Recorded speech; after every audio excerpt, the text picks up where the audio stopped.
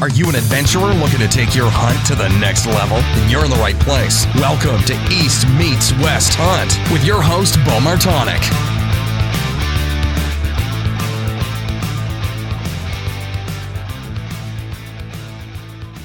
All right, we're back for another episode. This is day 8 of the East Meets West Hunt Daily podcast from Colorado. We're sitting in a hotel room right now.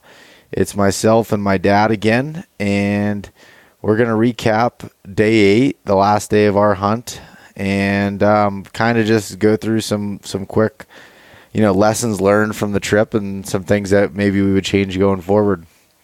So day 8 was started out kind of eventful. We saw elk right away. Yeah, we decided that we were going to glass from the truck at daybreak, and which we did, and indeed see elk. One of the groups, it was actually the upper group that we had seen the night before. The lower group that we were actually hoping to see wasn't there no more. Whether they had already gone to bed or had moved further across the hillside, was yet to be seen.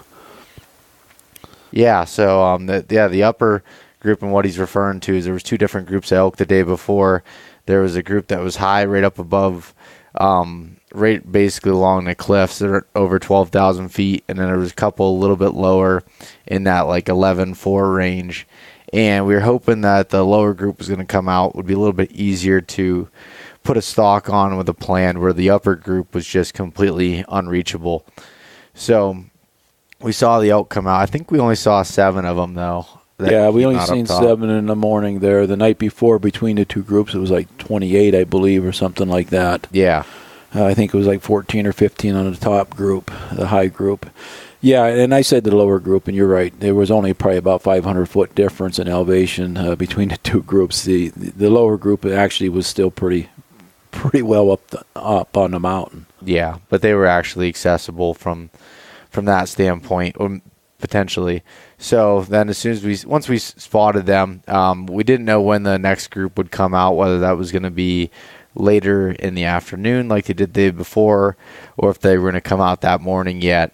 And there was kind of like a hidden valley that we couldn't see, so we looped up around, and we wanted to take advantage of the downhill thermals.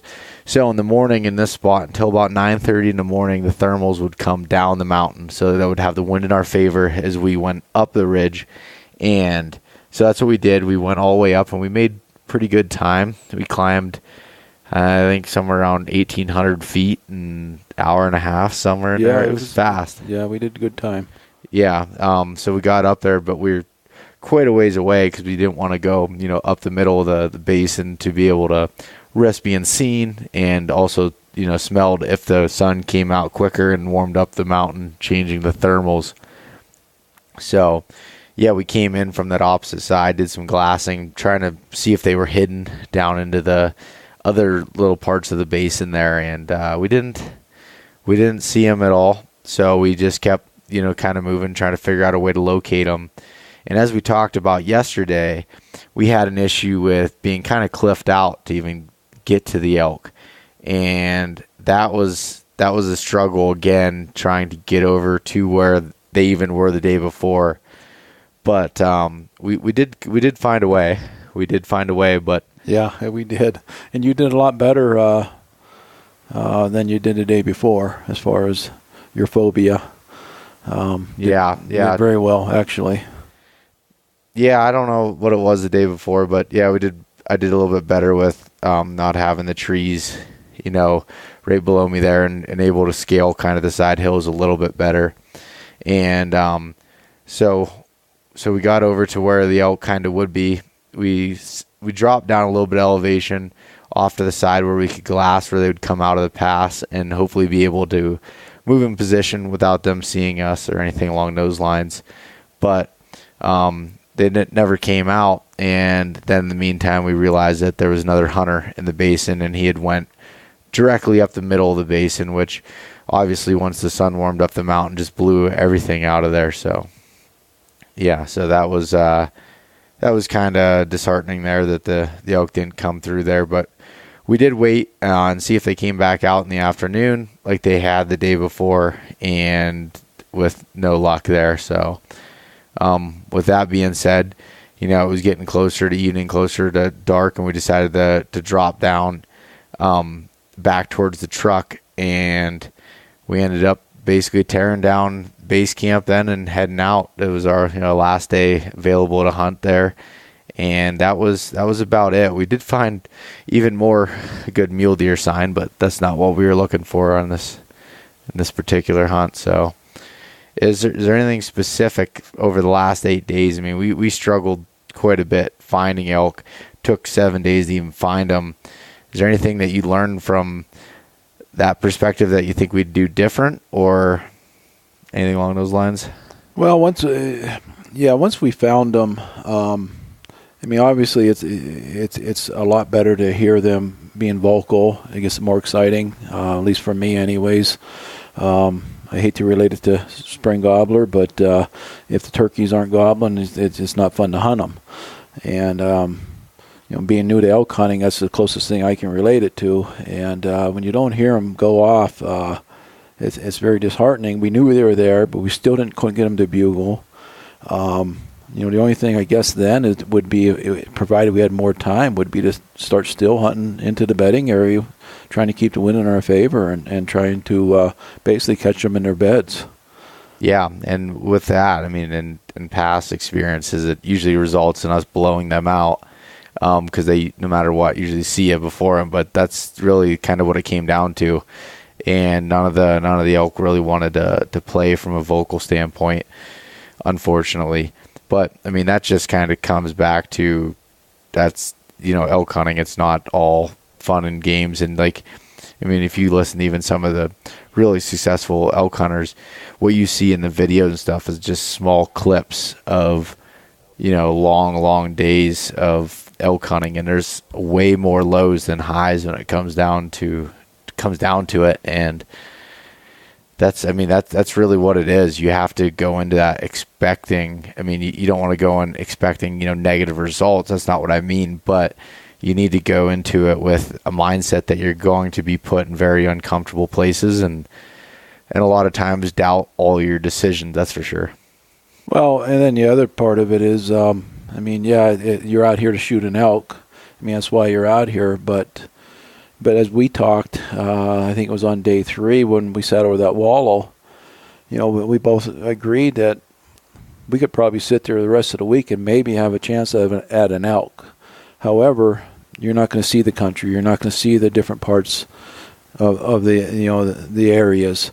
And that's part of, to me, that's part of being out here right now anyways, being new to this and to the mountains.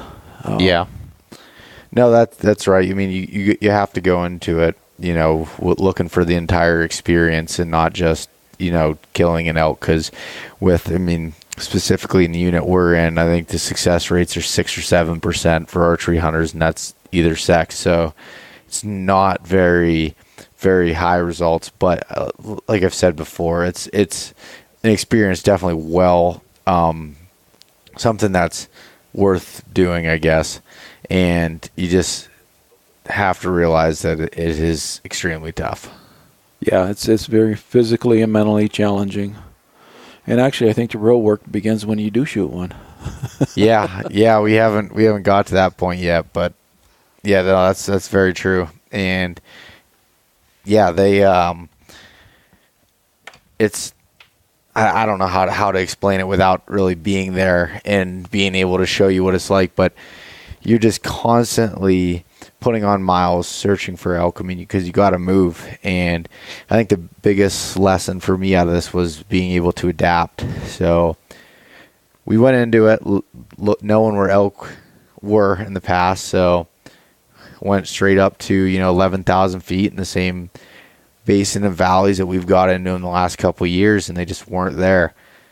So we could have spent the rest of the trip at that location, or we did was just keep moving and try to find them. And it literally took 7 days to find them. We went anywhere from 12,000 feet down to 8,000 feet and just about anywhere, in between. So that's difficult, but again, that's elk hunting, and it sucks because the elk are in some of these other places, but either they're not talking, they're not making themselves visible, whatever it may be. It's difficult to really put your finger on it, and you can't. I guess you can't really play into their games. You just got to keep moving until you figure out what you're looking to get out of that experience, and hopefully find elk at that point. Agreed. Yeah, so that was some of the biggest takeaways from the first half of this trip. My trip is not done yet. I still am going to meet up with another group of guys, and we'll be still recording this daily podcast. It'll be a pack-in trip. We're going to be packing in, I believe, 8 miles or so, 8 or 9 miles with horses to help us pack the gear back in. We'll be walking alongside the horses, and I'll be staying there for 5 or 6 nights, I believe, and that'll round out the trip. So hopefully the bulls are fired up by that point, and it's a different unit, so things can be, completely switched over from that side of things, and hopefully the elk hunting activity is a little bit hotter there. But nonetheless, again, it'll be a new area, new experience, new people, everything else. So there's a whole lot to look forward to with it. But I definitely enjoyed this day off, being able to recuperate, get a shower, sleep in a hotel room, everything along those lines. That was a big deal. So, and also this trip, I think, showed no matter how prepared you think you are or anything else, I didn't expect to say, kill one on these first 8 days, but I really expected to have some encounters and, opportunities with it. So that was it's a difficult pill to swallow, but again, it's elk hunting. It's tough, and there's a reason why the success rate is so low. So any last thoughts, Dad? No, I enjoyed the week. Yes, it was very difficult, like I said, mentally and physically, but overall, I'd do it again. But yeah, this will be my last podcast with you, and but yeah, it was a very good week, other than us killing an elk. Yeah, definitely. So hopefully next time that'll work out. For your next trip out here, whatever state it may be for elk, hopefully that the third time's the charm for you, and hopefully that's still a charm for me or anybody in my group here in the next the coming days here. So tomorrow morning, drop you off at the airport, and we're out. And today is September 9th, so September 10th we'll be heading back in. And like I said, I'll be taking all the podcast equipment in and recording from the tent every night. So a little bit different story there. All right, we'll talk to you tomorrow. Thanks so much for listening to this episode of East Meets West Hunt with your host, Beau Martonik. For more great content and to stay up to date, visit eastmeetswesthunt.com, Facebook at East Meets West Outdoors, and Instagram at East Meets West Hunt. If you enjoyed today's episode, please review and subscribe, and we'll catch you next time.